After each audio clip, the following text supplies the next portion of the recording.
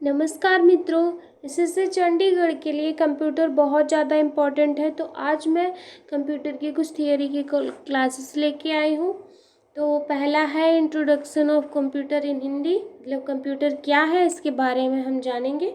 तो इसमें तो कोई ऐसी खास चीज़ नहीं है जो हमारे पेपर में पूछे। बस ये आप देख लीजिए कि चाहे ऑनलाइन मार्केटिंग या ऑनलाइन मनी ट्रांसफरिंग में काम आता है। तो ये किस में काम आता है, तो एक सेकेंड में पेन ले लूँ। हाँ, तो ये जिन जिन चीज़ों में काम आता है उसके बारे में बताया गया है, इसमें कुछ खास नहीं है। नेक्स्ट देखते हैं हम लोग कि कंप्यूटर शब्द की उत्पत्ति कहाँ से हुई। तो कंप्यूटर शब्द की उत्पत्ति लैटिन भाषा के कंप्यूट शब्द से हुई है, जिसका अर्थ है कैलकुलेशन। तो हम कह सकते हैं कि कंप्यूटर गणना करने वाली एक मशीन है, इसलिए कंप्यूटर को हिंदी में संगणक कहा जाता है, जो मतलब कि गणना करना है। ये प्रश्न आ चुका है। और नेक्स्ट है कंप्यूटर बना है। कंप्यूटर हार्डवेयर और सॉफ्टवेयर से बना है, मतलब कंप्यूटर में कुछ ऐसे पार्ट होते हैं जिनको हम छू भी सकते हैं और उनको देख सकते हैं, और कुछ ऐसे पार्ट हैं जिनको सॉफ्टवेयर कहते हैं, उनको हम छू देख नहीं सकते, केवल उनसे काम ले सकते हैं और वो हमारे काम को आसान भी बनाते हैं। और कंप्यूटर का फुल फॉर्म है common operating machine particularly use for technical education research. ये कंप्यूटर की जो स्पेलिंग है कंप्यूटर की, उसका पूरा फुल फॉर्म है। ये अभी तक पूछा गया नहीं है। हो सकता है अगर ये इसमें ऐसे पूछता है कि कंप्यूटर में जो सी है उसका क्या मतलब है, कंप्यूटर में जो एम है उसका क्या मतलब है, और ऐसे कुछ भी पूछ देता है। मैंने एक बार रिसर्च वाला देखा था कि कंप्यूटर के फुल फॉर्म में जो आर है उसका क्या मीनिंग होता है। तो इसके लिए आप लोग जानते रहिएगा। वैसे ये बेसिक है, एक बार अगर आप पढ़ लेंगे तो आपको प्रॉब्लम नहीं होगी। नेक्स्ट देखते हैं कंप्यूटर की पीढ़ियाँ, जनरेशन ऑफ कंप्यूटर। ये बहुत इंपॉर्टेंट है, ये से क्वेश्चन आते हैं। पहली पीढ़ी जो 1940 से 1956 की अवधि तक थी, और अवधि को कंप्यूटर की पहली पीढ़ी के रूप में माना जाता है। पहली पीढ़ी के कंप्यूटर में वैक्यूम ट्यूब का उपयोग करके विकसित किया गया था। पहली पीढ़ी का जो कंप्यूटर था इसमें वैक्यूम ट्यूब का उपयोग किया गया था। ये बहुत ज़्यादा इम्पोर्टेंट है, इस पर आप लोग ध्यान दीजिएगा कि पूछता है कि किस जनरेशन में वैक्यूम ट्यूब का, किस में ट्रांजिस्टर का क्या प्रयोग हुआ, तो इसमें वैक्यूम ट्यूब का प्रयोग हुआ था। और पहली पीढ़ी के कंप्यूटर बाइनरी कोडेड कॉन्सेप्ट 0-1 की भाषा पर काम करते थे। उदाहरण है एनियक, मतलब एनियक पहला सुपर कंप्यूटर था, ये तो आप लोग जानते ही हैं। और पहली पीढ़ी में ही बाइनरी कोडेड लैंग्वेज भाषा आ गई थी, ये भी याद रखेंगे क्योंकि लैंग्वेज से भी प्रश्न आते हैं। हमारे एसएससी चंडीगढ़ के पुराने पेपर्स जो हैं उनमें आए हुए हैं, तो आप लोग ये ध्यान देंगे। और अब आइए दूसरी पीढ़ी पे। दूसरी पीढ़ी सेकेंड जनरेशन जो है 1956 से 1963, 1956 से 1963 की अवधि को कंप्यूटर की दूसरी पीढ़ी के रूप में जाना जाता है। दूसरी पीढ़ी के कंप्यूटरों को ट्रांजिस्टर तकनीकी का उपयोग करके विकसित किया गया है। पहली पीढ़ी की तुलना में दूसरी पीढ़ी के कंप्यूटर का आकार छोटा होता था। जैसे जैसे ग्रोथ हुई, जैसे जैसे बढ़ते गए, उसी प्रकार से जो है कंप्यूटर का साइज छोटा होता गया। पहले बहुत बड़ा था, और जो छोटी सी चीज़, जो छोटी छोटी चीज़ें नहीं आती थी, उनको बड़े बड़े चीज़ों में कन्वर्ट करके काम चलाना पड़ता था। लेकिन धीरे धीरे हमारे जो वैज्ञानिकों ने बहुत अच्छी तरीके से उसको बहुत इतना आसान कर दिया है, इतना आसान कर दिया है कि हम आपसे इंटरेक्ट कर पा रहे हैं बिना मिले, बिना दूर से ही देखे। तो अभी देखिए, पहले में वैक्यूम ट्यूब का प्रयोग हुआ था और दूसरी पीढ़ी में ट्रांजिस्टर का प्रयोग हुआ था। ये प्रश्न पूछा गया है, तो ध्यान दीजिएगा। तीसरी पीढ़ी है थर्ड जनरेशन, 1963 से 1971 की अवधि को कंप्यूटर की तीसरी पीढ़ी के रूप में माना जाता है।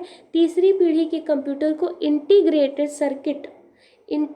सर्किट तकनीक का उपयोग करके विकसित किया गया था। आईसी चिप तब लगने लगी थी। दूसरी पीढ़ी के कंप्यूटर की तुलना में तीसरी पीढ़ी के कंप्यूटरों का आकार छोटा होता था। देखिए यहाँ पे मैंने बताया इसका आकार उस पहले से छोटा हुआ, पहले वाले का आकार और दूसरे वाले का तीसरे से भी छोटा है। तीसरी पीढ़ी के कंप्यूटर ने कम बिजली की खपत और कम गर्मी भी पैदा कर दी। तीसरी पीढ़ी के कंप्यूटर की रखरखाव लागत भी कम थी। तीसरी पीढ़ी के कंप्यूटरों का कंप्यूटर सिस्टम व्यावसायिक उपयोग के लिए आसान था। ये क्या करने लगा, ये जो है बिजनेस में भी इनका काम होने लगा। देख रहे हैं आप लोग कितने फास्ट हैं हमारे वैज्ञानिक और कितनी तेज़ी से उन्होंने विकास किया। तभी आज के कई बच्चों को पता भी नहीं है कि हमें आज़ादी किस प्रकार से मिली है। लेकिन अगर यही हम अलग अलग चीज़ों से जूझते रहते ना, तो हमें पता चलता कि हम कितने पीछे हैं। और हम अपने बच्चों को बताते कि जो हमारे स्वतंत्रता सेनानी थे, उन्होंने हमें आज़ाद कराने में कितनी मेहनत करी। तो चौथी पीढ़ी है 1972 से 2010 की अवधि को कंप्यूटर की चौथी पीढ़ी के रूप में माना जाता है। चौथी पीढ़ी के कंप्यूटर को माइक्रो प्रोसेसर तकनीक का उपयोग करके विकसित किया गया था। चौथी पीढ़ी में आने से कंप्यूटर का आकार में बहुत छोटा हो गया। यह आम लोगों के लिए भी उपलब्ध था। तब जो था वो व्यवसाय जो करते थे उनके लिए उपलब्ध था, या कोई बहुत ज़रूरी काम कर रहे हैं उनके लिए था। लेकिन चौथी पीढ़ी आते आते ये आम जनता के लोगों के लिए भी उपलब्ध होने लगा। पांचवी पीढ़ी का है 2010 से अब तक। अब हमारे सारे साइंटिस्ट पता नहीं क्या कर रहे हैं, क्योंकि पांचवी पीढ़ी के बाद से अभी तक कोई इस तरीके का नहीं इजाद हुआ है। 2010 से अब तक की अवधि और उससे आगे मोटे तौर पर पांचवी पीढ़ी के कंप्यूटरों की अवधि के रूप में माना जाता है। उस समय तक कंप्यूटर पीढ़ी को केवल हार्डवेयर के आधार पर वर्गीकृत किया जा रहा था, लेकिन पांचवी पीढ़ी की तकनीकी में सॉफ्टवेयर भी शामिल था। देखिए, पांचवी पीढ़ी में सॉफ्टवेयर तकनीकी शामिल हो गए, एप्लीकेशन इसमें आने लगे। इसमें जो है कई चीज़ें ऐसी ऐड होने लगी जो हम कमांड देते थे और वो हमको करके दे देती थी। पहले बस हार्डवेयर था, जितना इनपुट देते थे उतना ही आउटपुट मिलता था। लेकिन अब सॉफ्टवेयर की वजह से हमारी बहुत सारी चीज़ें ऑटोमेटिक हो जाती हैं।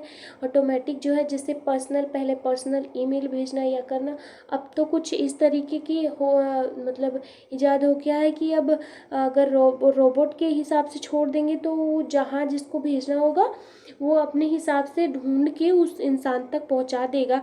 टाइमर लगा देंगे तो उतने टाइम में ही काम कर देता है। तो इस प्रकार से जो है कंप्यूटर का विकास होता चला गया। पांचवी पीढ़ी के कंप्यूटरों में उच्च क्षमता और बड़ी मेमोरी की क्षमता थी। इस पीढ़ी के कंप्यूटर के साथ काम करना तेज था और एक साथ कई काम किए जा सकते थे। पांचवी पीढ़ी की कुछ लोकप्रिय उन्नत तकनीकों में artificial intelligence, quantum communication, nano technology, parallel processing आदि शामिल है। मतलब पांचवी पीढ़ी में ये सब होने लगा था। लेकिन मैं आपको इतनी ही पढ़ाऊँगी, नेक्स्ट हम अगले वीडियो में देखेंगे। क्योंकि अभी मैं पढ़ा दूँ, मुझे क्लास लेने में कोई दिक्कत नहीं है। दिक्कत मुझे इस बात से हो जाती है क्योंकि मुझे अपलोड करने में बहुत समस्या होती है, यहाँ नेटवर्क की बहुत प्रॉब्लम है और मेरे पास इतना बजट नहीं है कि मैं वाईफाई लगवा सकूं। तो इसके लिए मुझे थोड़ा प्रॉब्लम होती है, इसके लिए वीडियो में छोटी छोटी ही बनाती हूँ। लेकिन आप खुद ही देख लेंगे कि प्रश्नों का या जो भी है उसका लेवल क्या है। सो आप लोगों का धन्यवाद और तैयारी करते रहिएगा। Thank you.